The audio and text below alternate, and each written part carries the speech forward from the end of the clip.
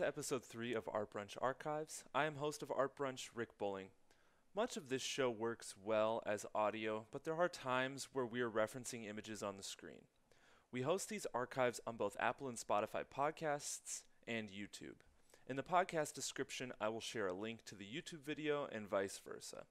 Lastly, before we learn about Ashley, please take a moment to like and subscribe. If you want to watch these talks with our community live on Twitch, I've included those links in the description as well.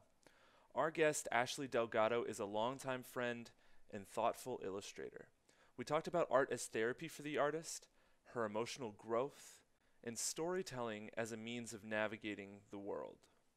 On a technical note, most of this video has poor syncing between audio and video, an issue we've solved after episode 7. Please look to the points of interest in the timeline and the description to aid your navigation. And enjoy the show.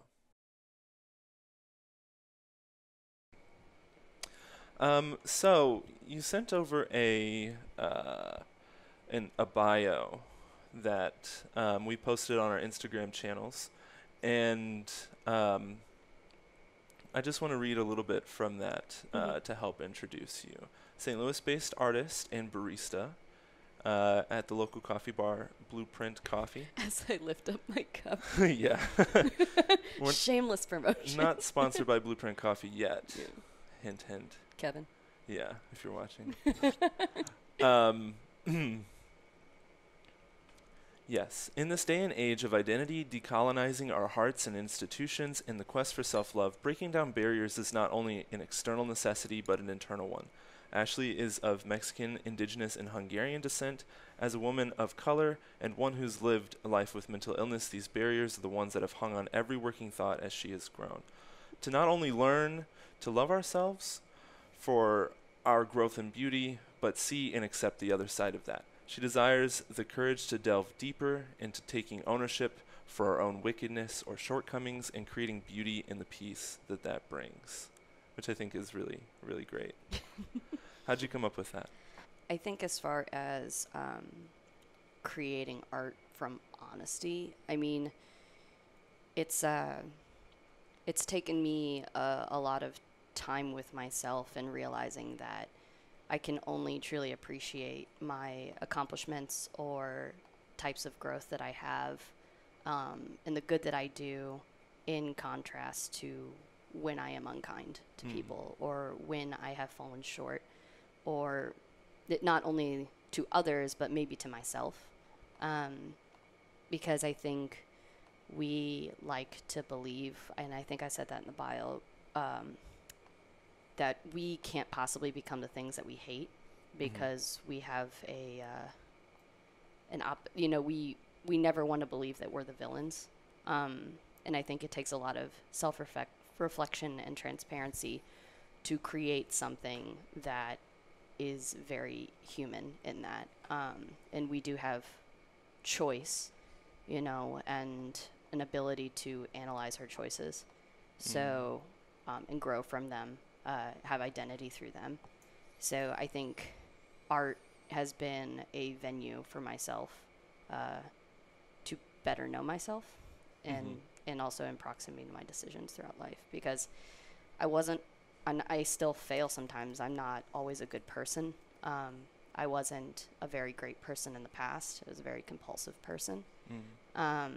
And I kind of lived in that idea that things were happening to me and they were outside of me, as opposed to accepting that I am also a player in my own life, and the decisions that I make. So I think once I came to that beautiful and ugly realization, I was able to formulate what I wanted to put out into the world a lot better. Cool. Yeah. I think that I've shared a similar kind of path of moving through just a lot of like the ills of like processing my own self and the decisions that I make, and being able to confront those in the light and bringing them into the light is a process all of its own, even prior to getting into a position of confronting these things about yourself that may need to change or may need to be understood in a different way. And then being able to, after you bring them into the light, to confront them, and it's like it produces all kinds of awesome energy for life versus like constantly managing these expectations that you have of reality or the cycles that are going to continue to happen. Yeah. And I also, too, I think the idea of expectations can be a great hindrance, especially when you're creating something. We want to, like, it's kind of when you sit down in front of a sketchbook and you're like, I need to fill this page with something. You know, this has to, I don't want to waste this paper. You know, we all were at that point where, like, we got the nice sketchbook and we're like, only great works of art must be in this sketchbook, you know, no less than that. But, you know, I think it takes time for you to sit with yourself. You know, a lot of people praise productivity and the ability to create a lot of art in a short period of time. They're like, they're prolific. You know, people are like, wow, I admire how prolific this person is, you know, and which is an admirable trait. You know, you have a lot to share and stuff. And I think for me, it comes in peaks and valleys. I'll like not create something for a really long time. And then all of a sudden I'm like beside myself and like, it has to go somewhere, you know, and then that sketchbook gets filled. But, yeah, I think setting an expectation, you know, for yourself can be kind of scary. And I think it overwhelms the message sometimes that you're trying to put out into the world. You know, it can make it half-baked. Just for me, you know. Yeah. President Lincoln saying, practicing in your sketchbook be like big brain. So yeah, we love that. You gotta, you know, that's what it is. It is a sketchbook, you know, but it still feels like it's meaningful in some ways. And then if it's not meaningful and if it's not a stage for you to practice on, then sometimes I consider for myself, then like, what's the point? But a lot of times, like the practice is the point. And what we like to do here for the show is start, you know, with the introduction, but what I think is really interesting as a part of the artistic practice and something I'm trying to understand for people is the artistic beginnings of people's childhoods. So I was just wondering if you could talk to me a little bit about your artistic beginnings, like when you started drawing and how that was received as a child, or if it was. It definitely was. I was very lucky to grow up in a very, you know, I guess you call it progressive home. They were very enabling to when they realized I liked to draw, you know, and of course, you know, people are always like, oh, like they're talented. It's just like a lot of work, you know, you work hard to get good at something. And so I started just like hashing away at like what I saw, or like, you know, little kid stuff, you know, you create monsters and all this shit in your sketchbook. Yeah. What were those things for you though? Oh my gosh. Monsters? Well, like, monsters or like fairy tale creatures too. Okay. I would make up my own, you know, kind of a thing. I've been doing that forever. And I also, and I think this is a thing for all artists, we're all like, we like to think of ourselves as like really weird and quirky, but then we're like, oh, we were just kids. But I've always been a little much and a little weird. So I think I kind of created my own friends, which sounds really sad. I have lots of friends that aren't real in actual life, which, you know, kind of transcends into what I create now. But I think it all started with an idea of not wanting to be alone. And, you know, middle school, there was a lot of bullying and stuff. And so my childhood was very much held together with drawing. And my mental health has only, like, I say drawing saved my life a lot, you know, and I've struggled in and out of, you know, mental health and stuff my whole life. I mean, you never get rid of it. I mean, you know, I had bipolar. I obviously my whole life. I love it too, and I'm like, I had bipolar when I was in 8th grade. I was diagnosed when I was in 8th grade. I think Yeah. it's funny, but you know, that's and with those emotions going up and down, and like trying to understand who I am and in relation to those, drawing once again as I got older was a glue for that, you know, so I didn't lose sight of myself. But yeah, I think a lot of the art in the childhood started from, you know, wanting to belong somewhere. Mm-hmm. And especially like I grew up in a like an interracial family, like a mixed family. My mother is white, but my father's Mexican and indigenous. And there was a lot of identity struggles as a kid. I don't know like what age, like all of a sudden you realize that your family's not like other families, I Yeah. guess. I mean, and it is. There are, you know, this is just my story. Mm-hmm. You know, I can't project someone else, like my experience on someone else. But, you know, that's where a lot of the need to create my own world that like made sense to me, or sometimes didn't make sense, but like made me feel better about being confused Yeah. was helpful to Yeah. me. So I think like origin story as far as art goes, that's probably where it came from. Yeah. Yeah. Okay. And these figures were, you know, like humanoid esque figures, but like with maybe a bit of a flair Yeah, or always with the flair. I these mean, these powers, yeah. right? These powers that are so close to our, you know, like so close to our reality. Like it wouldn't be shocking to have some of the powers or to be able to control the world in the way that maybe some of these characters did. Yeah, and I think sometimes the whatever like makes them magical or makes them special are things that already, like you said, already exist, but we don't shine a light on it. So almost to give that importance in its own world can be comforting, Yeah. and validating sometimes. Yeah. And so that particular idea of creating belonging through a creative practice, creating a sense of community for yourself through a creative practice of drawing things that are real or imaginary or things that we can strive to be or to shine a light on. How do you think of the way that that's taking place currently in your practice?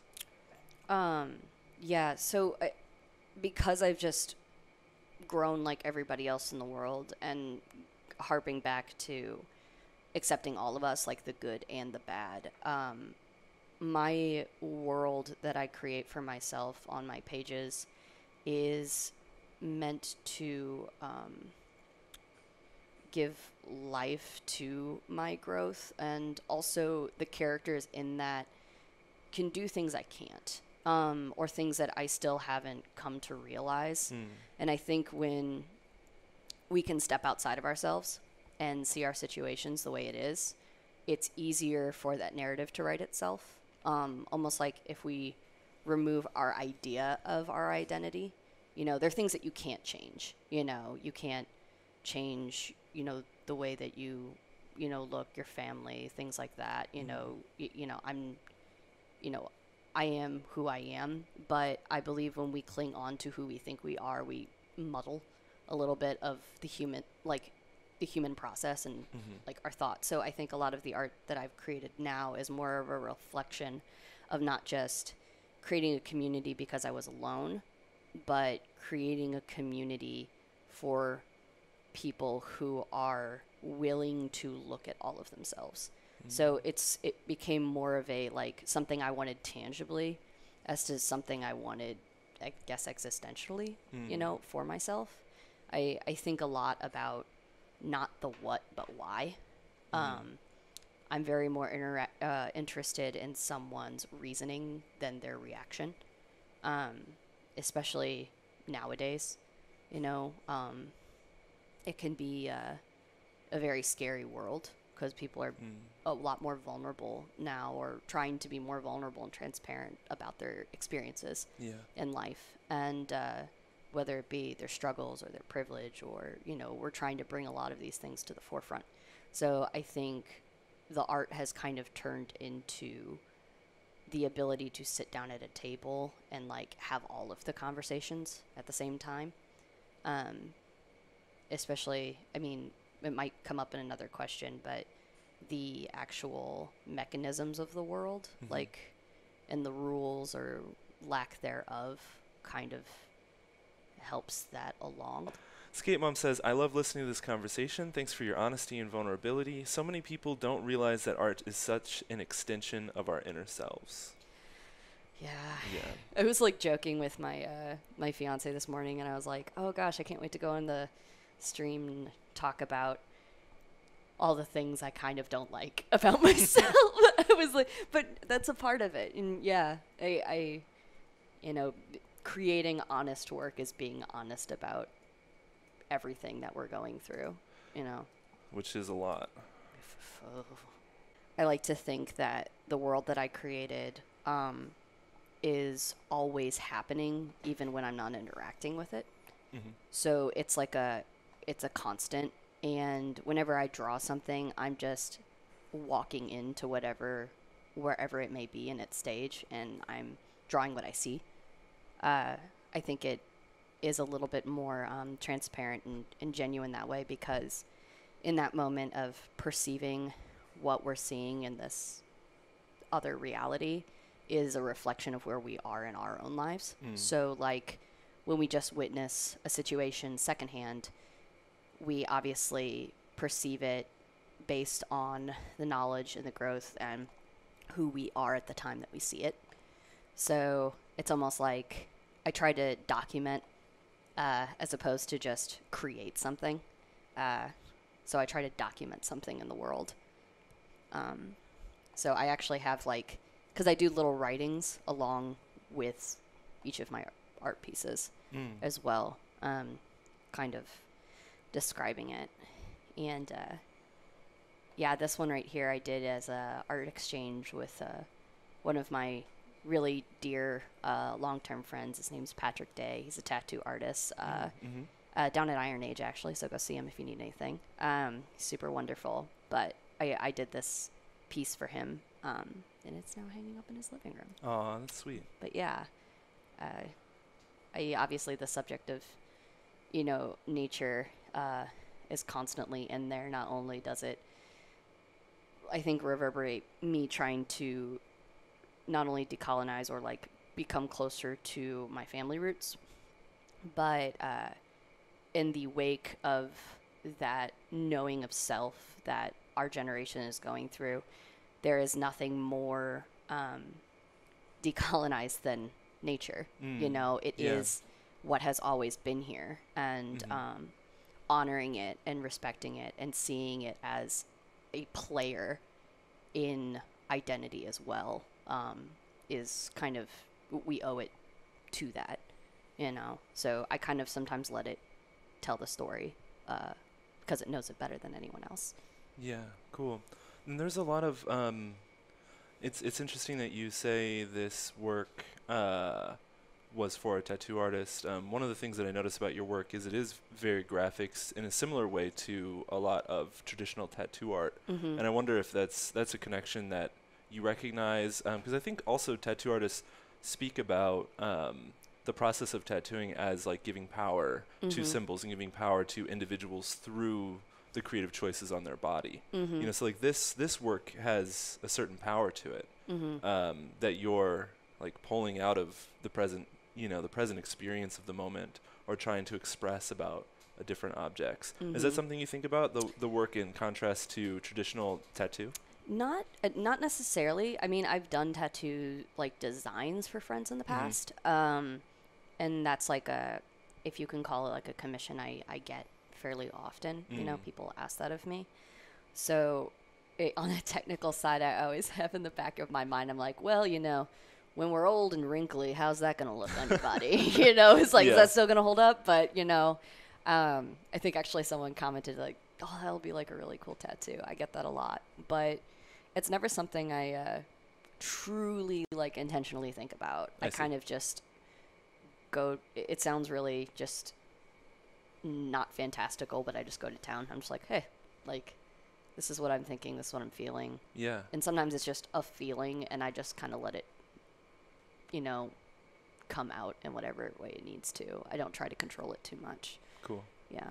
The excerpt that I wrote for this is, and it sank like a memory under the current, into the silt, and away from the eyes of wandering beasts and men who walked its trails.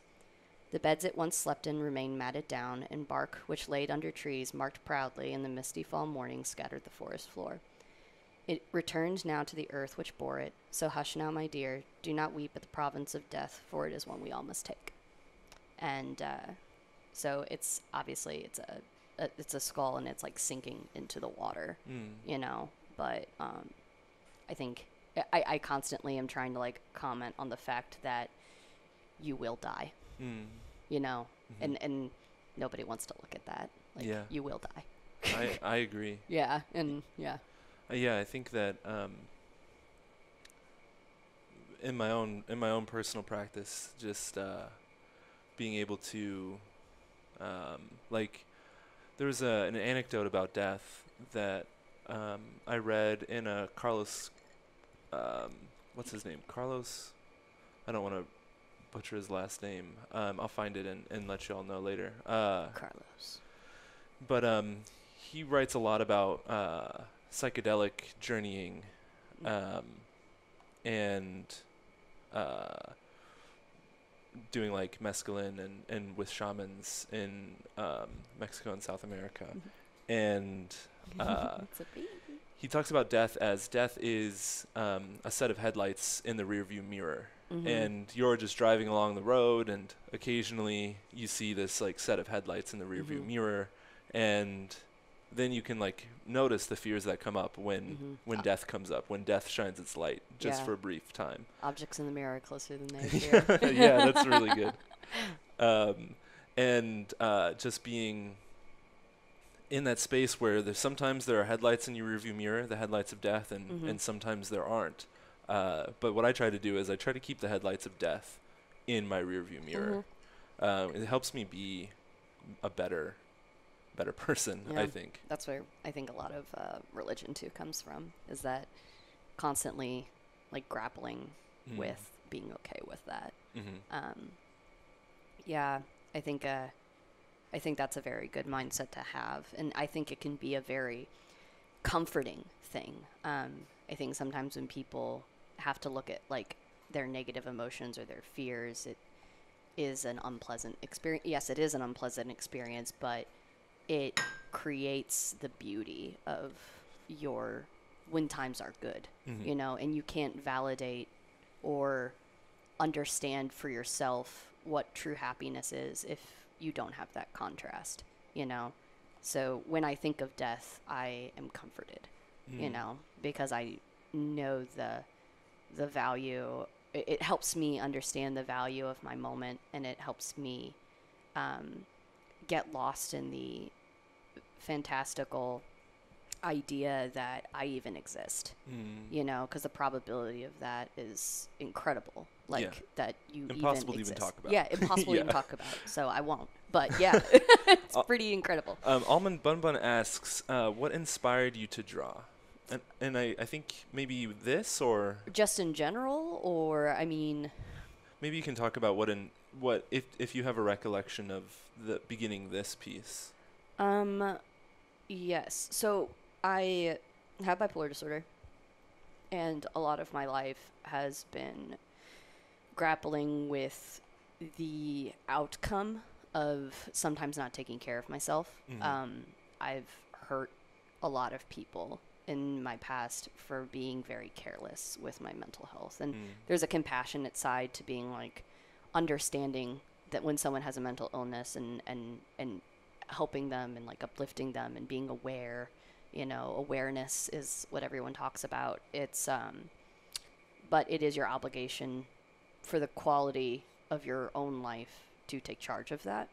And I think when I drew this, I was probably going through a downward mood swing, and sometimes accepting that things will be horrible sometimes, and it might not be a direct relation to my reality, because the nature of bipolar falls in that, and feeling like despondent sometimes, but allowing that to pass gracefully.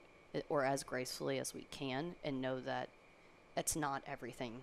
It isn't everything. It isn't your whole life. Is very important to be kind to yourself in that moment. And it's very hard in that moment to be kind to yourself. Yeah. And, I've had moments, not only like intense sadness like this, but, joy. But obviously because of that, it's turned to the nth degree. So I think I've always been a very dramatic person. Just personality alone, like I didn't fucking need bipolar disorder for that, but now I have it. So here we go. Now I'm just too much. But no, that's a lot of this concept came from allowing something to pass. Cool. All right. Do you want to move on? Oh God, let's do it. All right, let's move on. So yeah, the use of color on this one definitely stands out. I haven't seen a lot of your work use color. Yeah, I think I said that in a chat on one of your streams just a couple days ago. Oh yeah. Where I was like, wow, I really admire people who use color in their art, and I've always joked that I like the conviction of a black line, just like. It is what it is, but the multi-dimensional concept of art like fucking blows my mind, and it's scary. Let's just be vulnerable. I'm scared of it sometimes. Oh yeah, me and too. I'm a very like stark and I think matter-of-fact person sometimes, and I can be kind of brash and just maybe like lack couth when I go through life, and I think sometimes my use of color can reflect that, where I'm just like, it is what it is. Like I don't complicate it too much, and I like that contrast to when I'm actually, depicting something. Yeah. And I think it has a beautiful way, like just graphic novels and stuff that I've read and throughout my life. I always, for some reason, am touched by the ability art has to not only create a universe that's like blended together, and fleshed out, but to draw immediate attention to a subject matter. Something that comes up for me in that is, if we're being clear about, vulnerable with our experiences. When I first started looking at your work, I didn't understand like what was going on, because when I come into contact with like pen and ink illustrations, they all kind of like inhabit like a similar flatness in my mind of like illustration, because they are, and sometimes I'll see something and go, wow, like that's different than what I expected from an illustration.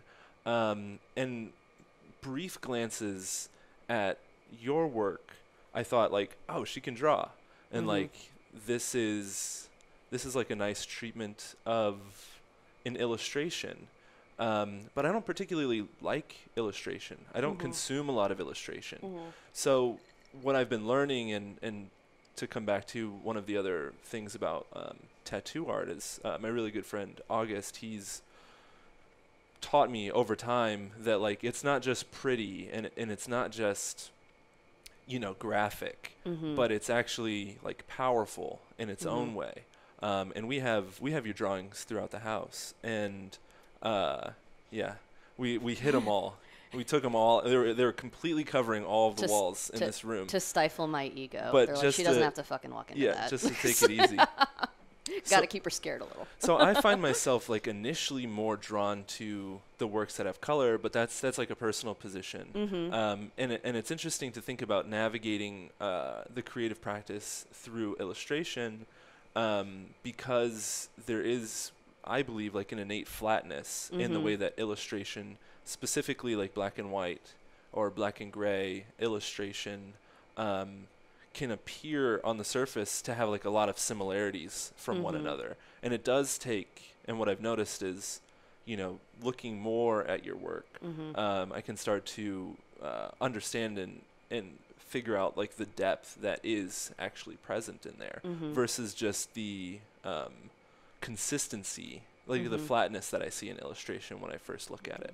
Yeah, and I think that's why, like, on the other end of that, like, why I do love black and white, because I do very much love seeing for what looks uniform most of the time, you know, like how you were saying, I look at this and kind of all looks the same. Like, I see one artist's style, and across the board, it's all that style, you know, and it has this idea of being flat.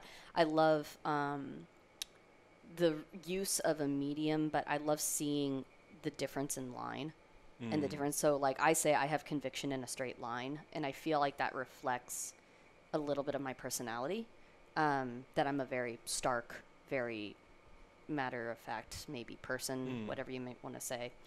And I see so much personality in using that medium, because a brush stroke, you know, we romanticize the brush stroke, you know, and everything, and how the artist feels in every brush stroke. And these are what happens before sometimes paint or anything goes on a page. An artist sits down and they will map out their image. They will create a foundation for something deeper. These are the bones. Yeah, these are the bones. And once again, the bones are important. Yeah. You know, and I think I enjoy seeing people seeing the inside of their artwork, you know, if whether they choose to use color or not. Yeah. And also too, I, you know, didn't really use crayons as a kid a lot, so I think I was always drawing in my like notebooks in school, and I didn't always have an array of Prismacolor markers before me. Markers of all are shades. expensive. Oh my god. So maybe that's it too. Yeah. I'm just so like, hey man, I don't. We've got a really cool comment in the chat here from Sages a lot. Is the orange squiggle inside the green rectangle not only an interpretation of the cigarette smoke, but a reflection of the antlers? Oh, wow. Honestly, maybe I wasn't doing that intentionally. I think that's a really good observation. I always try to have some sense of, I think I do it without thinking now, but I always think of composition in the back of my mind. I feel very weird if things aren't weighted in my drawings. Like, if there's such an intense pull on one side, if it's just flying over there, it kind of drives me crazy. So I'll do things to balance out the image. So I think maybe in this unintentionally, that like almost V kind of look it gives when you travel from the antler down to the cigarette and up to the top of the smoke might be a reflection of that pattern that I might have. Yeah. But honestly, you've changed me. It's like, I was like, oh shit, that's a good, oh man. That's a good one, actually. and that we can talk about that in a lot of different ways, but composition actually, you know, I mean, paying attention to the composition and these kinds of things indicates that, like, there is a reason that composition is what it is, because it can communicate meaning across, like, different elements. Yeah. You know, like, at a very fundamental level, if you have good composition, you're probably going to have a painting that somebody can look into. And so for this work, somebody can come to this, and I actually think, I mean, I didn't see that before either, and I think it's a really clear way of reading this image. And like in my spiritual practice, I understand the right side of my body to be like the future, and like the left side of my body to be the past. So if I have different sensations or feelings in my body, I can kind of help understand the emotions based on which side of my body that they're presenting in. Interesting. So in this, you know, it brings me to my own place of, like, you know, leaving nature, or having that being like an element of the past, and then you have this city, or this you know, this square of a Mondrian painting. You know, you have this stark rectangle that is like the story of modernism. Actually, that's incredibly on point for why I did this. So I'm kind of like pleased that you feel that way about it. Because the excerpt that I have for this is, it's a narrative. So this is a character in my universe, and her name is Ren. But she's very ancient. And she has just had to, she's eternal, you know, she doesn't die. So she's constantly having to, she embodies like all of our memories because of that. And like carrying her natural native self into the progress of mankind, is like a player, almost like a character in the universe. And the excerpt for this is, she's talking to the bird. And she goes, "I normally don't smoke," she said in defense to his uninvited gaze. And the bird replied, "I'm sure we have all done many things we never thought we would." She looked up at him as he perched on her antler. "It's been too long since the old days. I miss the trees. The smell of smoke is all that's left." As she finished this thought, a car passed by on its way to an empty night full of lights. It was starting to rain. Yeah. So that was incredibly on point with that. And I love capturing, like I said, moments, Yeah. So there's like, you read that and, there's so much, like, I think it fleshes out a world without addressing it, of maybe like how she feels where she's at. She obviously talks to animals. So there's some kind of akinness to the natural world. And she's also recognizing how much it's changed. So there's a lot of depth that I tried to bring without directly addressing it, because I think that's it reflects just how we move through life, because all of our actions and the way that we process things and our relationship to the things that happen to us is a archive of everything we've ever been through. But we don't always actively and intentionally, like, I'm acting this way because of that one time that this happened to me. Like, we learn our behaviors through the things that happen. So we act, once again, we react instead of reason all the time. So I try to like bring that element sometimes when I'm doing writing, where you don't have to address it directly. And the number one advice for writers is to show, not tell. Exactly. Yeah. So you're showing. You're showing. Hey, look at it. So in the chat here, we've got Fane saying, "I love your art, Ashley." And then Sage responded and said, "Thank you, very interesting. I love how you wrote a poem to go along with the work."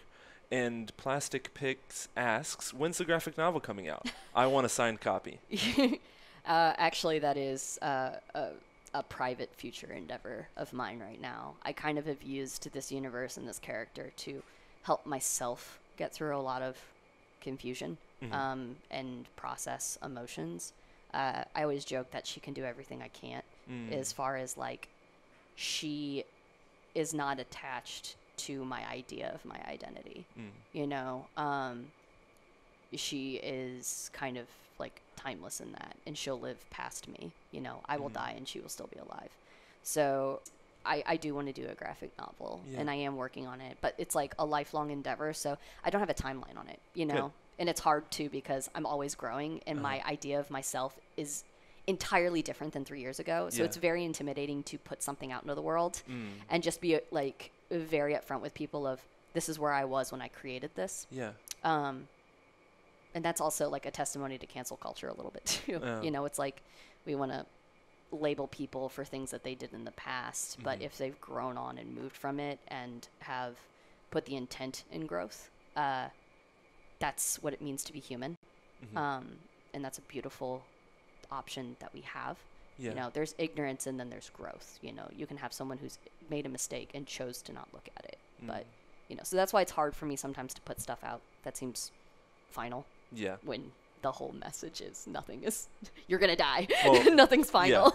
Well, welcome welcome to the world. And it's probably gonna suck, and there will be good times in between it. There's gonna be brief moments of feeling good, and then everything's going to go well until the day that it doesn't. And then you'll have to move on from it. In the chat, Skate Mom says she can grow with you, which brings me to another point that may be a part of the challenge of putting set parameters around your characters, is that you spoke about her as someone who can do anything. And once you place her into a story, once you place her into a context of having abilities or having constraints as far as like what this character can do, it might change the relationship that you have in the internal space between yourself and the character. And like, is that something that you want to do to her? Like, do you want to put her inside a constrained world? And it's interesting because I sometimes don't think of it as a constrained world, because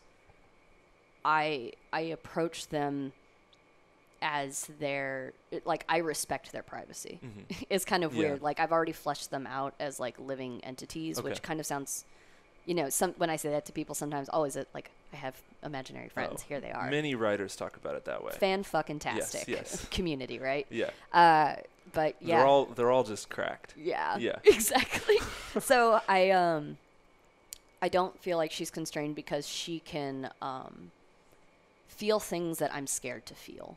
So I let her do that for me. I see. And I learn from her, in a sense that she is what allows me to step outside of my ego, to step outside of what I want things to be in the way that it is. So as far as constraining her, she actually has way more liberties than I do as a person living in this world. And like the universe, it just like everything in life where, the pieces are set and then the game just plays. I try not to write the game or like, I'm a observer. World builder. Yeah. The world builder, let it ride. Very good. So we can move on to this piece here. I think probably one of my favorites out of the set that you sent. I think. So is this the same character that you're working with? I'm not actually sure. I didn't really draw it intentionally with her in mind. I think this is a piece that just kind of came together on its own. I started, and it honestly, it doesn't have any writing to it. Surprisingly, I wanted to do something with like the human form.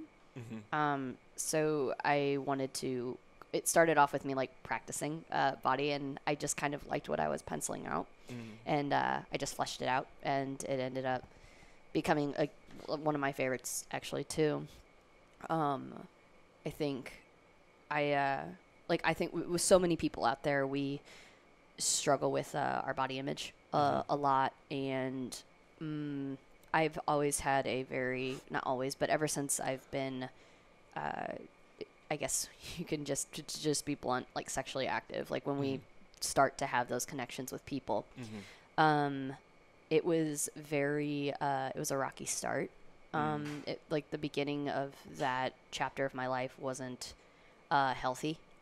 And I think it took a very long time for me to actually like love my body or, see it as something for me and not something that for other people. And being able to be graceful with the things that I let happen, and maybe not let happen, depending on the situation, but that like things I settled for because I didn't know any better. So I think that's also like, you look back at your relationships and you're like, should have put my foot down. I actually didn't really like that. And you kind of have to move on from that in a way, because time doesn't stop. So I think a lot of it came to just being okay with being myself again, and just being exposed, but being exposed for myself and not as a gratification for others. Speaking on like tumultuously like sexual experiences, in my universe, I give people, important people in my life and important events, I give them some kind of representation through animals. So they all have some kind of person attached to it or a moment in my life. So it's a way for me to express it, but not always be so upfront with people, because I want to leave it sometimes open for interpretation, but also be fruitful for myself, be like a release. So I'm going to pause you there real quick. There's some discourse taking place in the chat about what your necklace is. Oh, it's a deer antler. A deer antler. Yeah, it's We've had such questions such as bananas, dehydrated bananas, bone necklaces, or a bone of her enemies. So we've clarified it as a banana. A banana. Good. Okay. Now that we got that sorted out for the chat. So the animal here, I am not much of a animal connoisseur. I would say that's like a pelican. It is more of a heron or a crane kind of a creature. Oh, yeah, because it doesn't have the pelican can fit a very large fish in its mouth. Oh, Yeah, right. It's like I thought it was just a trim pelican. It's okay. I would have accepted rhino too. A bonana, potentially, is what your necklace is. I left too much at that. And Crawl85 is now picturing a deer with bananas sprouting from their head. Stay tuned. That's Next drawing. That's called a beer. All right. Yeah. Actually. Yeah. So the crane or the heron represents a positive sexual relationship that I have had or am having. Not to drop hints. Yeah. But yeah, so it was a very transitional part of my life where I was like to be with somebody who respects me, and learn how to respect other people or my partner through that. So, oh God, I almost got teary. I just fucking saying that sentence. I was like, don't be a little bitch. Everyone's watching, Ashley. Well, they're all talking about bananas. Yeah, that's fine. So I think bringing it's related to sexual stuff. Yeah, so of course. We're all on the same page. No, I think that's good. Just to talk about a personal anecdote that I've had with these herons. Mm-hmm. They're like, I'm not sure. So is it like a well-known symbology of that particular animal? Or is it something that you just aligned to, that it's about health and sexual health? Well, it's not just about like health and sexual health. It was about like being at peace. Okay. A long time ago, it's a story. I was at the I used to go to the Ozarks like a lot. Mm-hmm. I was like standing on a pier. This sounds like really romantic, but this is kind of where it came from. I was like standing on a dock, at this like cabin that my friend at the time had. And he was saying that he's like, oh, like every time I come out here, there's this heron that I see, like this crane that I see, and it's always around here, and I always look for it. I think it like lives somewhere nearby or whatever. And we're like standing, and it's, kind of like dusk, like the sun's kind of going down, and it just like flew over the water. Like it, and he's like, oh, there it is, and for some reason that moment I will always remember, because I was leaving something that was very difficult for me, and it was the best decision for me. And watching it like fly and be free and like almost seamlessly in like one breath, I was able to like let go, or like maybe it took a long time for me to let go of the emotions I had attached to that relationship, as things are, but I was able to accept it was ending. I was able to accept that there are better things for me. Wow.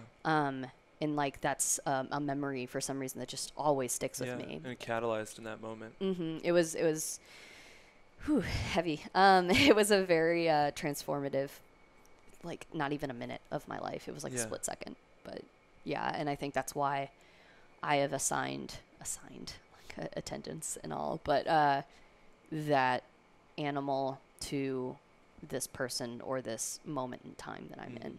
So cool. Do you have reading that goes along with this piece? No, not necessarily. I know I usually have one, but I think that's kind of That's kind of it. Yeah. It's that story, even though I haven't like written it down. That's definitely like what it is. All right, let's move on to the next slide. Oh. We're just rolling with the punches. This one actually is really hard for me. I mean, I chose to put it in because it is a very important piece. This was kind of before I started writing stuff. It has more of the same like feeling of like a moment in time is attached to this. And we were previously discussing knowing that you're not always the good person, and that you do harm to others in like our journey to become ourselves. And I was just left by somebody I very much was in love with at the time. And a lot of it was my fault. Harping back, I had a very big problem with alcohol. I was like blackout maybe 5 to 6 times a week. It was really bad. Mm-hmm. And I carried a lot of my trauma from my first relationship carelessly into this one. Mm-hmm. And looking back on it, I almost used it as a patch for like something I was looking for, but I didn't want to wait for. Something I wasn't ready for, that I was impatient. And I was fairly abusive to this boyfriend. And because of my idea of my sexuality and stuff, I was very demanding. And I had a projection of my self-worth and the validity of the relationship around it. Mm. And that combined with his demeanor of being a very soft-spoken person and a very kind-hearted person and a very forgiving person. He put up with a lot of shit. Kind of let that become a harder thing for me to accept, because I realized I was doing so much harm for so long, and like I made someone suffer in silence. And I felt when he left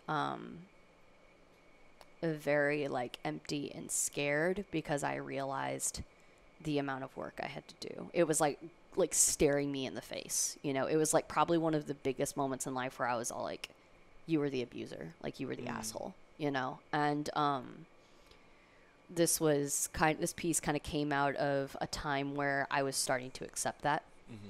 And realizing that just because like we're filled with like holes and trauma, we can like forge a meaning of that and build an identity off of it.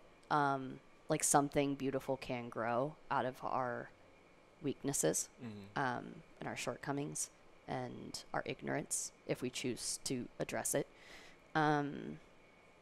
So I think that's kind of where it came from. Yeah. So yeah, in the chat we have AJ Ackerman saying, I love you, Ash. Thank you for your vulnerability.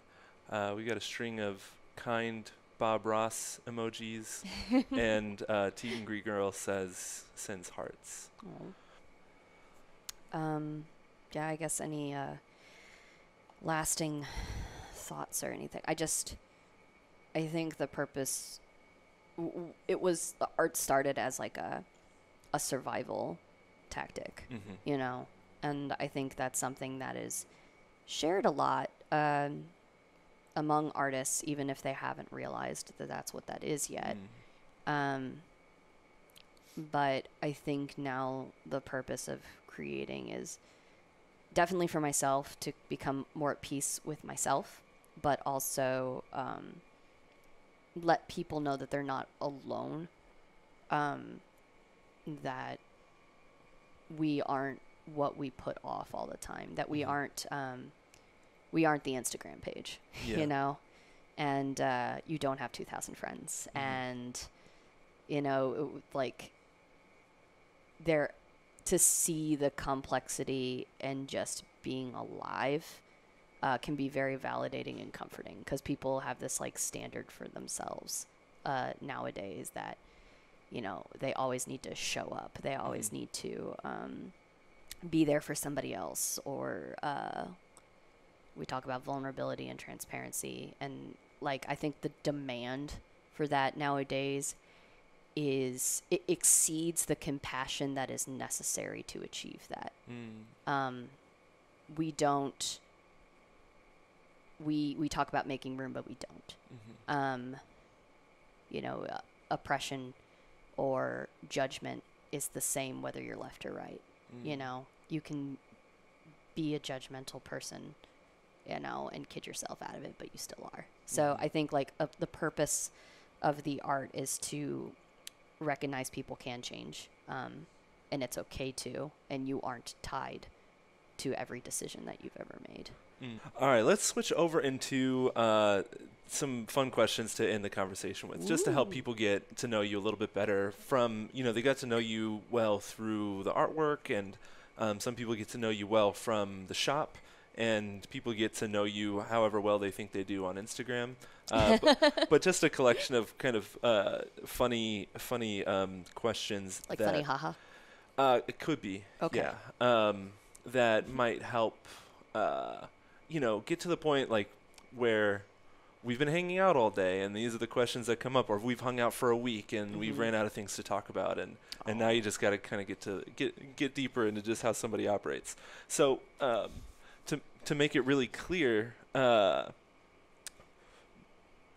just one simple thing that you're trying to get good at right now. God, it's not simple, but it is one thing. I mean, I want to say following through, because sometimes I'm scared to do it. Mm-hmm. It's not like out of a lack to do it, but, Yeah. you know, sometimes I have a little bit of an imposter syndrome of, like, who am I to just be like, I'm going to take on this project and finish it because I should do that. Mm-hmm. So maybe following through with some stuff. The best advice that I've gotten recently is I have a tendency towards inertia and immobility, and may not be immediately evident seeing all of the things that are happening, you know, on Twitch or, you know, it's a big fight for me to reach out and be a part of that and making sure I can care for people in different spaces. But a great piece of advice that I've got recently from my lovely and wonderful girlfriend Tiffany is that if you're like, I'll get this inertia, right, where I'll just not be able to do anything, and so I'll like lay in the bed and watch YouTube videos for 6 hours straight. And sometimes that's okay. Definitely. You know, it's like that's kind of harks back to you need to take time for yourself. You Absolutely. know, you have to do that. But it gets to a point where that's no longer helpful. So either this was the advice, is either everything is meaningless and there's no value in anything you do and you lay in bed all day, or everything is meaningless, there's no value in what you do and you do the things that you like, which really helped me. Dude, we're vibing. Yeah, that's great. Yeah. Because I just you are loved. Okay. Yeah, for sure. Yeah. For sure. And like, I kind of operate from a sense of like emptiness, from a sense of internal emptiness. Yeah. That I have this part of me that says I'm nobody special, and that like, why should I be the one to do a particular thing? And it's like, well, you can be the one or you can't be the one, and then maybe you can just try to be the one sometimes. Be the one more than you're not the one. Yeah, show up, just show up for the things that you want. Motivation through nihilism. Exactly. Everything is meaningless. There is no value in what you do. Cucumbers and bananas seem to work. So yeah, that's definitely a way that I align with that with you, is like, one simple thing is just follow through, because you can either follow through or not. And that's in work, or even like just drawing. I've gotten to a point where I'm very involved at the place that I work, and I have a lot of expectations and a lot of like responsibility, so it can be intimidating, to be like, I have to produce something great. I have to produce something that is being asked of me, maybe sooner than I'd like sometimes. It's part of it too. Okay, the next question. Are you familiar at all with the song I Love It by Lil Pump and Kanye West? I'm gonna say no. Okay, it's a funny song. It's a really, really funny video. But there's a line in that video where Kanye asks, "When's the first time someone asked you if you wanted sparkling or still?" Talking about water. So my question is every for day you. at Blueprint. But when was the first time somebody offered you sparkling water? God, I don't know. Probably when I went to some kind of like coffee. It wasn't even like at Picasso's where I used to work. It was like, because we served it, but no one was like, Ashley, you look like your thirst needs to be quenched. Would you like the selection that I am offering you of a means to that? No one's ever asked me that. But like, I think it was the first time I maybe even went to Blueprint, because I was a customer there for a long time, and they're just all like, oh, would you like, some sparkling water with your espresso palate cleanser? And I was like, oh shit. And then I like drank it and I was like, oh, it's bubbly. It's like soda without sugar. So we like, call it spicy water now. It's like spicy water, like when your leg falls asleep or something. Exactly. Good. Yes, that's how you know you made it. Yeah. Okay, cool. That's how I knew I made it. What is your favorite type of gum? I like Double Bubble. Double Bubble. But like, the flavor doesn't last as long as I wish to enjoy it. I honestly kind of am despairing at that question because there was a point in time where I used to enjoy gum for opposite, like not in relation to the way it makes my breath smell. Mm-hmm.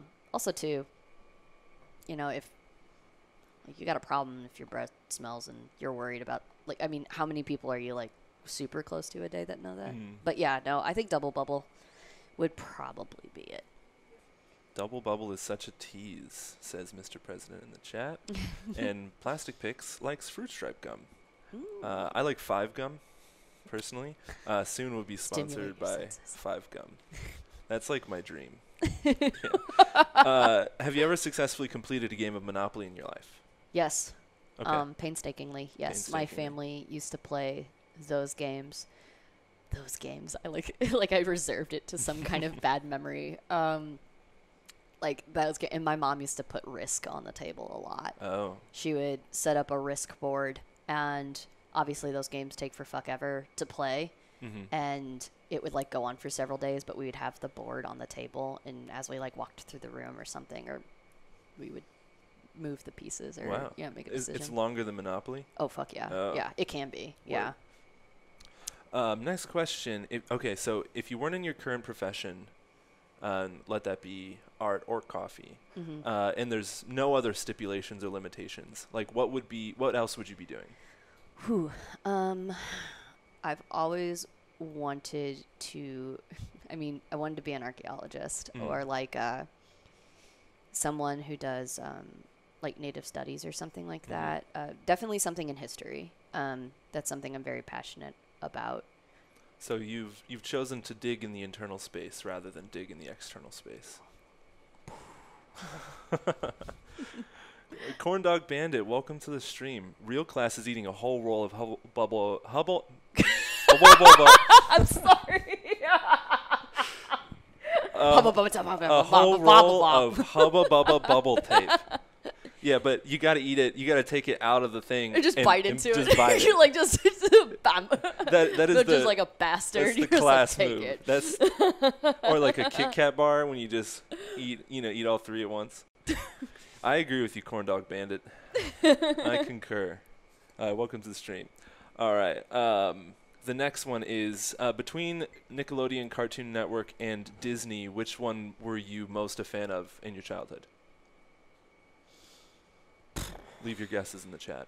That's really hard because I love cartoons. I love drawing of art. So I obviously have like a dear favorite in each of those venues. But what's the channel you went to first when you got home from school? Animal like the Planet. One you had to check. Okay. But well, that's not on the list. I know. I'm just being honest. Maybe Cartoon Network. Cartoon Network. Yeah, I kind of liked the more tongue-in-cheek. I think I was a little more cynical even as a child, where I like just there's something about the shows that were on there. They weren't like for being on a public network. They still had like kind of like like tongue-in-cheek, like satirical kind of stuff. Sometimes a little bit uglier writing. From time to time. I mean, it's a bit caustic. At some points. I mean, it's like like God, really have you seen abrasive. Cow and Chicken? Like, good Lord. But yeah, Samurai Jack. I mean, that's a one that everybody knows. I think that show is gorgeous. Fucking Aku. It's so beautiful. Aku is one of the best, I think, villains. Angry Gav, thank you for following. We really appreciate it. Thank you for coming to the stream today and hanging out with us. Follows are so helpful, and you all have been so supportive of us today. So Angry Gav, welcome. You are now traveling with us. Mr. President says Invader Zim was on Nickelodeon, though. Oh, shit. Yeah, that's right. Invader Zim. Well, so I said that I had a lot of favorites. Okay, so I'm just going to blow his cover. The president is my fiance. And not the actual president, fortunately. Oh, yeah. Oh, fuck no. I just... poor Milan. Oh, fuck no. But... yeah, no, I've been watching that. Like, I got, like, the several seasons on YouTube, and they're literally just, like, playing all the time. Oh, okay. Invader Zim. Yeah, they just good stuff. Yeah, they just came out with, was it Enter the Florpus on Netflix, which is fucking hilarious. And you have to watch it. The what? It's called Enter the Florpus. Oh, yum.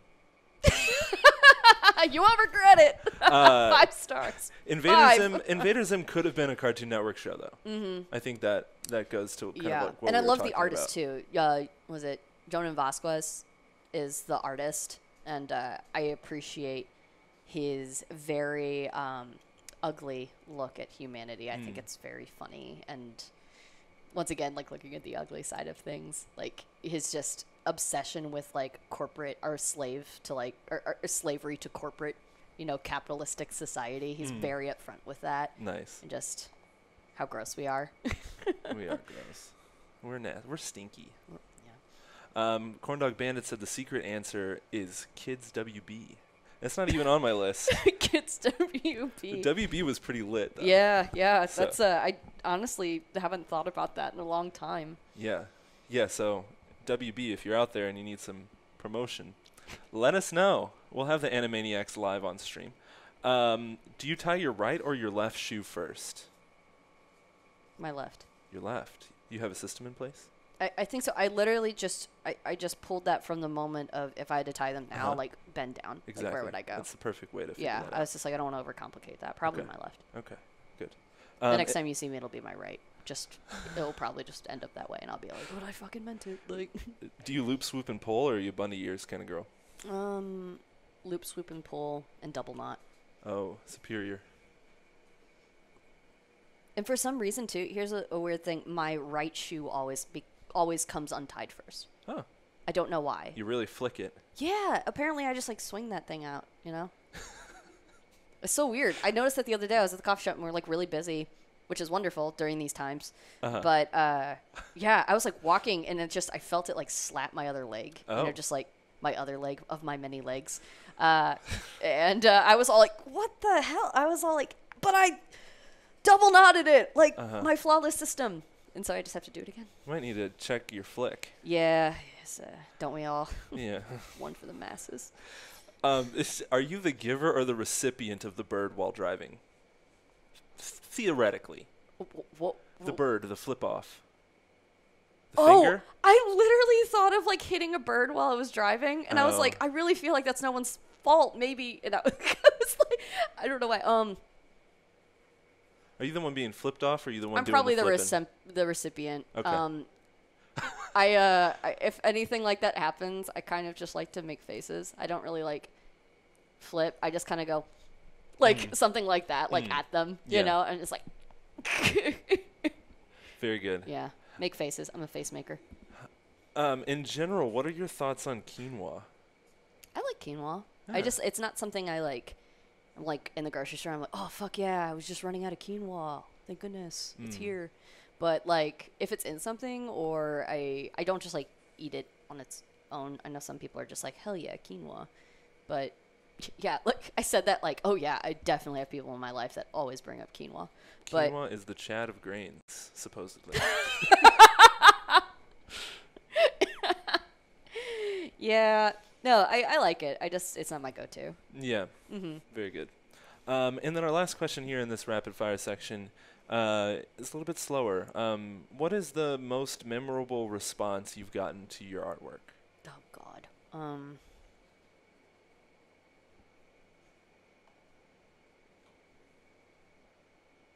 I think it's not even like memorable response. It was someone. It's like people. It's like a group of people. Like the response that I get from a certain group of people is they tell me to not stop making it. And it's not just like, oh, like that one piece spoke to me, because it's not just that one piece. It's a collection of everything. So when people tell me to keep creating or keep doing what I'm doing, because that whatever it meant to them meant something. And so in a weird way, it not a weird way, it validates me trying to put it out into the world, because I kept it to myself for so long. So it's nice to hear people that say keep doing it. And that leads into another question that I had kind of as an alternate is for people who want to support you and support your artwork, like what are some of the ways that people can support you, or what are the best ways that people can support you in that? God, it's interesting because I've done it for myself for so long. I never really think of like what the community can do for me. Well, they want to know. Shit. Okay. uh, I mean, I suppose to buy creators' artwork. I Mm-hmm. mean, like, or show up if ever there's, a show or something. Which I haven't done one in a while, but I'm feeling like I want to do one again. Mm-hmm. I think just commenting or once again, like giving feelings.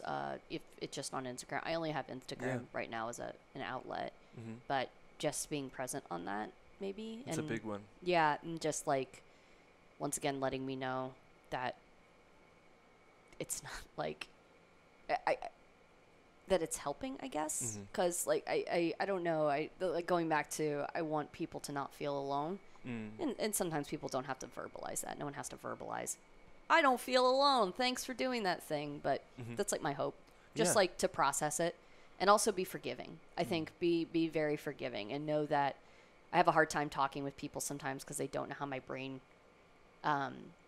works. Like I want to know why people do things as outside of the action.